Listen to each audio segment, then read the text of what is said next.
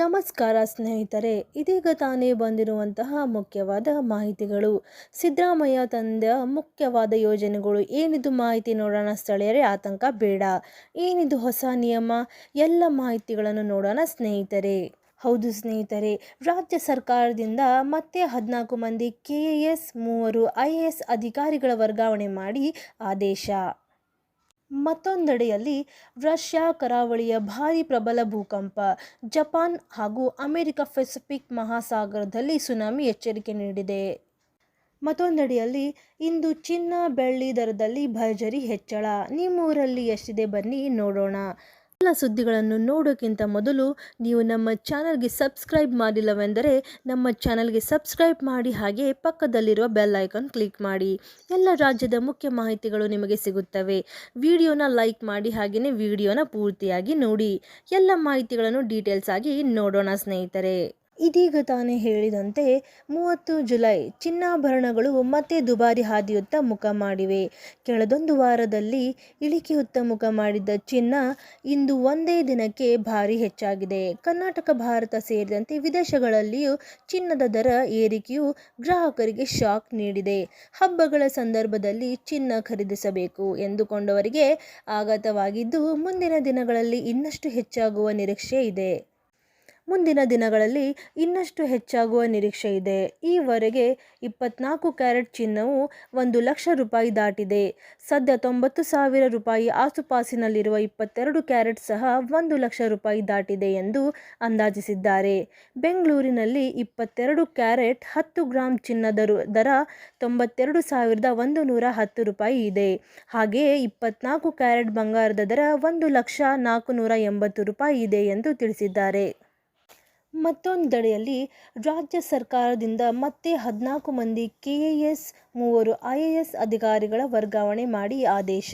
ಹೌದು ಸ್ನೇಹಿತರೆ, ರಾಜ್ಯ ಸರ್ಕಾರವು ಆಡಳಿತ ಯಂತ್ರಕ್ಕೆ ಮೇಜರ್ ಸರ್ಜರಿ ಮಾಡಿದ್ದು, ಮತ್ತೆ 14 ಮಂದಿ KAS ಹಾಗೂ 3 IAS ಅಧಿಕಾರಿಗಳನ್ನು ವರ್ಗಾವಣೆ ಮಾಡಿ ಆದೇಶ ಹೊರಡಿಸಿದೆ.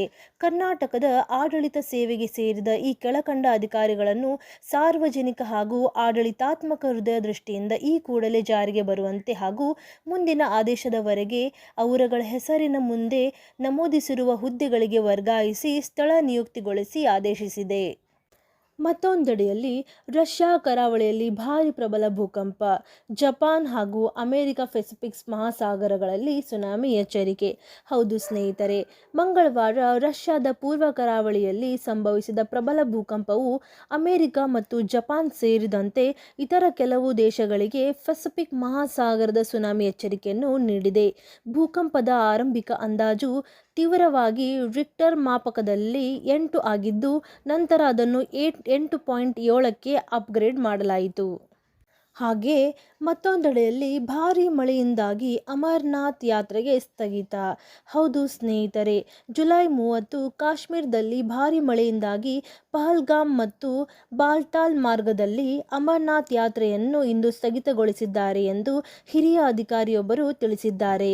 ಮುಂಜಾನೆಯಿಂದ ಸುರಿಯುತ್ತಿರುವ ಭಾರೀ ಮಳೆಯಿಂದಾಗಿ ಬಾಲ್ಟಾಲ್ ಮತ್ತು ನುನ್ವಾನ್ ಮೂಲ ಶಿಬಿರಗಳಿಂದ ಯಾತ್ರೆಗೆ ಅವಕಾಶ ನೀಡಲಾಗಿಲ್ಲ ಎಂದು ಕಾಶ್ಮೀರದ ವಿಭಾಗೀಯ ಆಯುಕ್ತ ವಿಜಯ್ ಕುಮಾರ್ ಬಿದುರಿ ತಿಳಿಸಿದ್ದಾರೆ. ಹಾಗೆಯೇ ಕರ್ನಾಟಕದ ಮುಖ್ಯಮಂತ್ರಿ ಸಿದ್ದರಾಮಯ್ಯನವರು ಗ್ಯಾರಂಟಿ ಯೋಜನೆಗಳು ರಾಜ್ಯದ ತಲಾ ಆದಾಯ ಹೆಚ್ಚಳಕ್ಕೆ ಪ್ರಮುಖ ಕಾರಣ ಎಂದು ಹೇಳಿದ್ದಾರೆ. ಈ ಯೋಜನೆಗಳಿಂದಾಗಿ ರಾಜ್ಯದ ಜನರು ಕೊಳ್ಳುವ ಶಕ್ತಿ ಹೆಚ್ಚಾಗಿದೆ ಮತ್ತು ಇದು ರಾಜ್ಯದ ಆರ್ಥಿಕತೆಗೆ ಶಕ್ತಿ ನೀಡಿದೆ ಎಂದು ಅವರು ತಿಳಿಸಿದ್ದಾರೆ. ಇತ್ತೀಚಿನ ವರದಿಗಳ ಪ್ರಕಾರ ಕರ್ನಾಟಕವು ತಲಾ ಆದಾಯದಲ್ಲಿ ದೇಶದಲ್ಲೇ ನಂಬರ್ 1 ಸ್ಥಾನದಲ್ಲಿದೆ ಮತ್ತು ಇದಕ್ಕೆ ಗ್ಯಾರಂಟಿ ಯೋಜನೆಗಳೇ ಕಾರಣ ಎಂದು ಅವರು ಪ್ರತಿಪಾದಿಸಿದ್ದಾರೆ.